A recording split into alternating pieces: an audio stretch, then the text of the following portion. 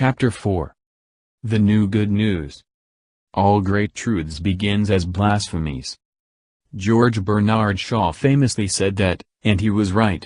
His observations explains why so many great truths must be very gently introduced, with voices soft and the truths themselves understated. Yet there comes a time when they can't be understated any longer. They bubble up to life's surface and burst forth in all their glory.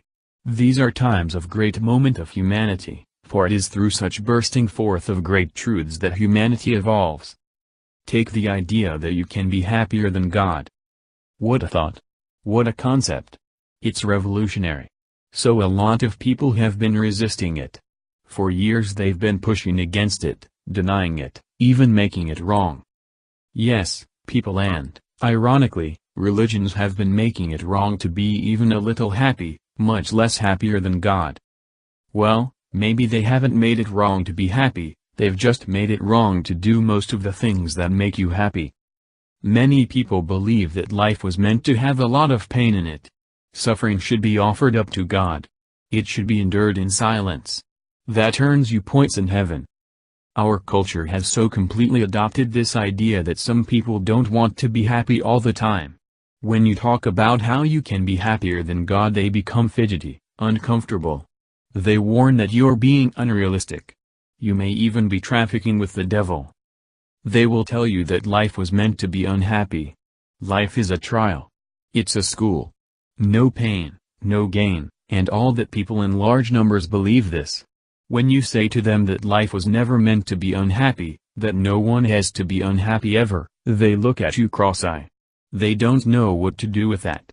They don't know where to go with it. Often, they'll tell you where to go with it. Yes, this is blasphemy, this idea that you can be happier than God. Yet it's true.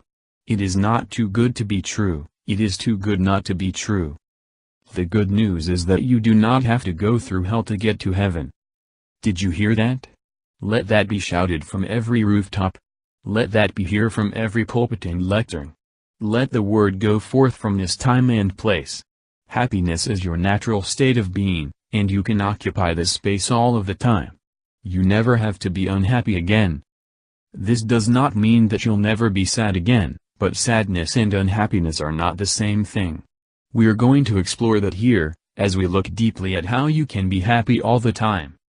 Am I happy all the time? No. I'd be lying if I said I was.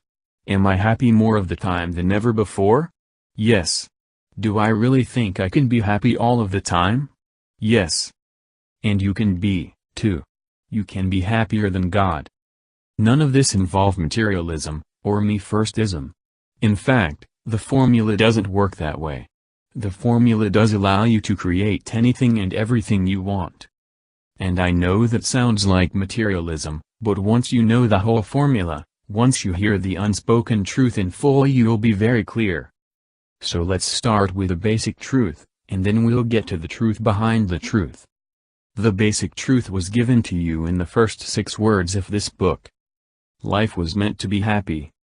I asked you then, and I'll ask you now, do you believe that? If you don't, then life will have no choice but to play itself out according to your non-belief. Don't be surprised if you are unhappy more of the time than you would wish.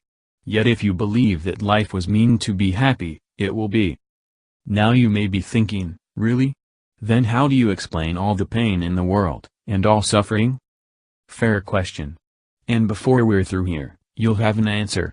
But right now, just for now, please focus on the 6-word statement with which this book began. Let's see if it can be embraced as at least a possibility.